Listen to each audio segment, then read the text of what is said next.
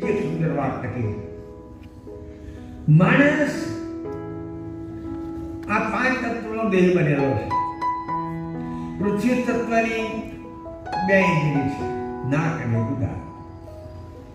જળ તત્વની 2 ઇન્દ્રિય છે, રસના અને ઉપસ્થ.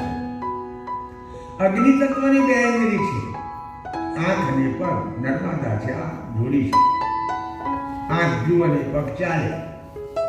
એ રીતે પવન તત્વની 2 ઇન્દ્રિય છે, હાથ અને ચામડી.